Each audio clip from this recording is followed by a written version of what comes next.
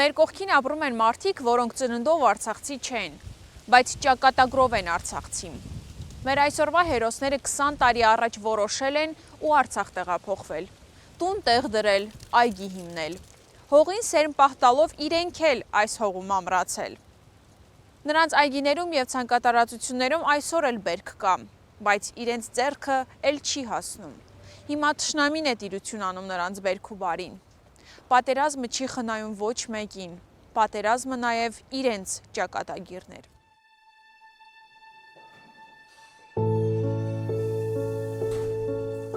Տատիկիս խոսքերից ես միշտ հիշում եմ հայի ճակատագիր,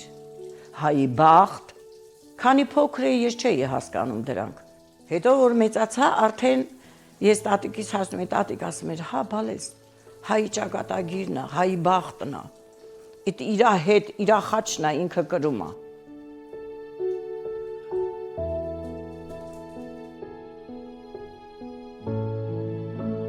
Ամուսնուս ընկերները խորհուրդ տվեցին, որ Ղարաբաղի հողերը շատ բերի են ու շատ արդյունավետ հողեր են, կլիման շատ։ Ինքը բարեկամ ուներ, որը Ղարաբաղի, Լեռնային Ղարաբաղի հետ կապը շատ մեծ էր։ Եկան 2001 թվականին, եկավ տեսավ, հետ եկավ, ասեց ես գնալու եմ Ղարաբաղ։ Ասեցի ոնց գնալու ես Ղարաբաղ, ասեց հա ես գնալու եմ Ղարաբաղ ու գնալու եմ դեղ փորձեմ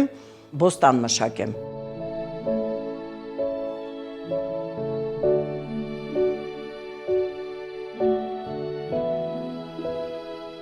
Այնտեղ էլ ինքը երկար տարիներ Բաղրամյանի շրջանում սովխոզի դիրեկտոր է եղել։ Երբ եկավ արդեն են պահալուց արեցին կոլխոզներն ու սովխոզները, սովխոզ էր պապիկի այդ ղեկավարածը։ Ինքը չհամակերպվեց այդ մտքի հետ, որովհետև շատ լավ այգիներ կար այնտեղ, քանի որ Հոկտեմբերյանի ու Թալինի ռայոնից վերցրած հողեր էին դրանք։ Ինքը չհամակերպվեց, ասեց ես գնալու եմ Ղարաբաղ, ասեցի չէ, դե ես ոնց կգամ այտենց մի անգամից։ Ես Ղարաբաղում մեկ անգամ էի եղել 75 թվականին, իհարկե ճգնաղ բնությունը ինձ գերել էր, եղել ենք Մարտունիի շրջան, Խնուշինակ գյուղ առաջի անգամ։ Ես ուղղակի հիացած էի բնությամբ Ղարաբաղի, բայց դե վերջի վերջո մենք մեր տունը, մեր ամեն ինչը ունեինք այնտեղ։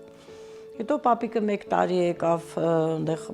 մշակել էր հենց մեր Ուխտասարի տարածքում մշակել էր 2001 թվականի նոյեմբերից իրեն նշանակել էին այդ գյուղում ղեկավար։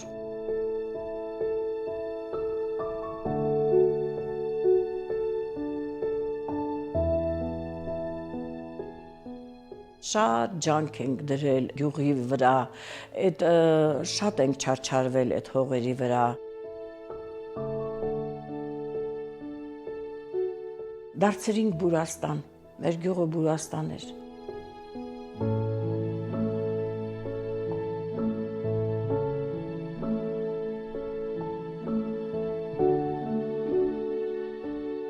Սեպտեմբերի 26-ին մենք հյուրեր ունեինք Երևանից, շատ ուրախալի օր էր մեր համար, եկել էին մեր հարազատները, եղբորս տղաները, հարազատներից ահագին մարդիկ, շատ լավ կերանք խմեցինք, ուրախացանք, այդ ժամանակը մեր համար բերք ու բարիքի ամենահարուստ, ամենալեցուն ժամանակն էր։ Հաջորդ առավոտյան ժամը երևի 7:30-ից մինչև 7:40-ի սահմանները կլներ, արթուն էինք ես, ամուսինս և եղբորս մի տղան։ Հանկարծ մի անգամից սկսվեց երկինքը, սկսեց կարմրել։ Եղբորս տղան ասեց, Հորքուր, էս ինչ է, ասի դե չգիտեմ, երևի զորավարժությունները ինչ որ բան է։ Հետո որ կրակահերթերը երկու կողմից եղան, դուրս եկանք ճանապարհ, ճանապարհից նայեցինք, տեսանք չէ, սա արդեն հրաձգություն է երկու կողմից։ Ասեց Հորքուր, էս պատերազմ է ոնց որ թե, ասի հա, պատերազմ է։ Անմիջապես արթնացրի եւ ընտանիքի անդամներին եւ մեր հյուրերին, ասի արագ, մեկը կոշիկով, մեկը առանց կոշիկի, ամբողջ գյուղը վազեց դեպի դպրոց, որովհետև միակ տեղը, որտեղ կարելի էր պատսպարվել, այդ արդեն մեր դպրոցի ապաստարանն էր։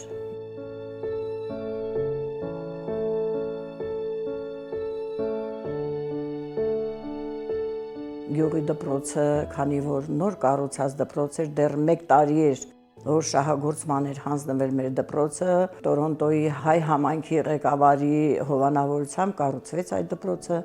Ցավոք մեր գյուղի երեխաները չվայելեցին, մենք նույնպես չվայելեցինք։ Անմիջապես սեպտեմբերի 27-ին հավաքագրեցին մեր գյուղի բոլոր երիտասարդներին, որոնց մեջ էր նաև մեր թոռնիկը, որը ընդամենը 1 ամիս էր, որ Ջաբրայելի ծառայությունից հետո տուն էր վերադարձել Իրան, իր ընկերներին, իր դասանցիներին, անմիջապես տարան սահմանագից։ Մենք 44 օրյա պատերազմի օրերին գյուղը չենք լքել։ Մեր թոռնիկը առաջնագծում էր, մեզ համար շատ ծանր էր նրան թողնել առաջնագծում ու գնալ Արցախից։ Գյուղում մնացել էինք 4 կին եւ 25 թե 26 տղամարդ։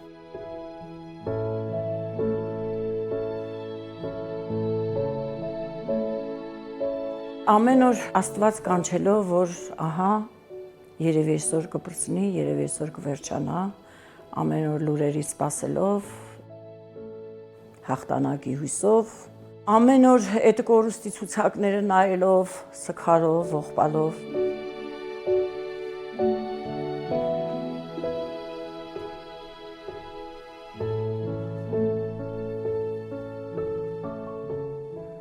Գիտեք, ցեղասպանության թեմային մի քիչ ծանոթ եմ, որովհետև եւ իմ մեծերը, իմ տատիկ պապիկս եւ ամուսնուս կողմի տատիկ պապիկը Արևմտյան Հայաստանից գաղթված մարդիկ էին։ Տատիկս միշտ պատմում էր դաժանությունների մասին, պատմում էր, թե ինքը ունեցել է 4 եղբայր,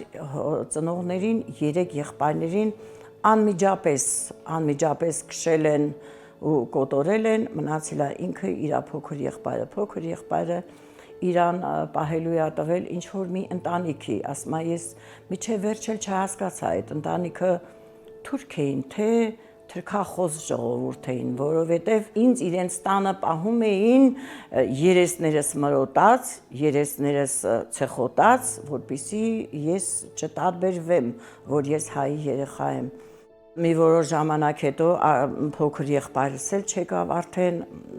Դավիթ է եղել անունը, Դավիթս էլ չեկավ, հետո ես իմացա, որ Դավիթիս են սպանել, հետո մի 3 ամիս անց, որ արդեն Արազը նստած էր, որովհետև գարնանը միշտ վարարում է, չէ, ասացին, որ այդ կինը ինձ պահող կինն ասեց, որ քեռիդ գալու է ու քեզ անցկացնի Արազը։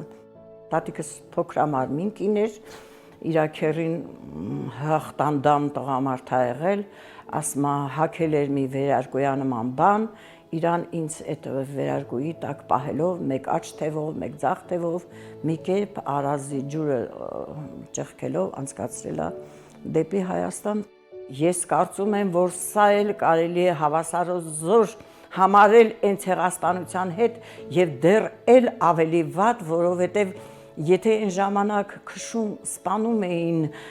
եւ ծերերին, եւ մեծերին, եւ մեծահասակներին, այն մարդկանց, որոնք ժառանգ են թողել, որոնց ժառանգներից ոմանք մեկը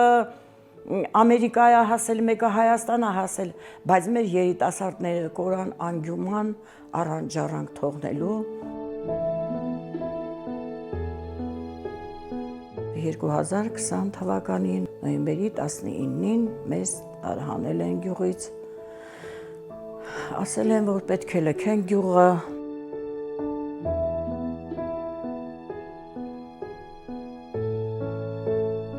Գյուղը չէր վնասվել, մեր գյուղի վրա անմիջապես չէին խփում։ Գյուղի կողքերը համարյա թե բոլորը տենց բլրակներ, սարեր, նման բաներ կային։ Այդ բլրակների դոշին էին խփում, ազատ տարածքների վրա, տների վրա, կոնկրետ տների վրա իրանք չէին խփում։ Ասենք իրանք հնարավոր չէր, որ չտեսնեին կուտակումները, որ մենք ամեն օր երեկոյան ժամերին ամբողջ գյուղը իրանց մեքենաներով, մեկը լույսերով, մեկը լամպով, մեկը չգիտեմ գնում էինք դպրոց, բայց իրանք այո չէին խփում, քանի որ գիտեին երևի, որ վերջի վերջո այդ գյուղը իրանց պետք է լինի։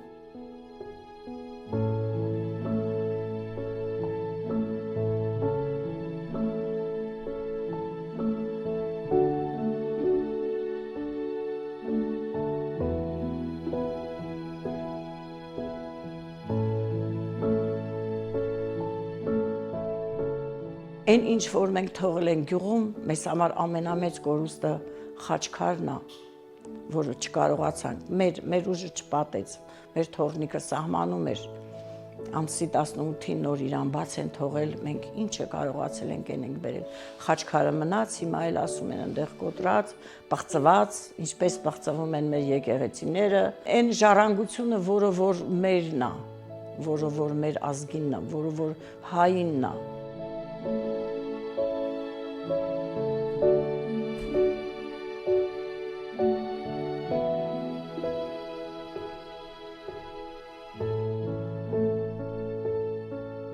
Ես որպես հայ կին, որպես հայ մարդ, որպես հայ մայր ու տատիկ, ես կհորդորեմ մարդկանց, որ ոչ թե գնան կանգնեն ինչ-որ միտեղ պահանջ ներկայացնեն, այլ գան, այս հողի տերը մենք ենք, այս հողը մերն է, այս ջուրը մերն է, այս արևը մերն է, մենք պարտավոր ենք առաջ նայելու, մենք պարտավոր ենք սթափ մտածելու։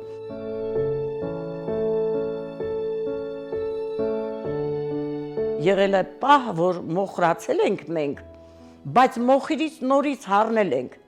Մենք նժդեհներ ենք ունեցել, մենք անդրանիկներ ենք ունեցել, մենք մոնթերեր ենք ունեցել։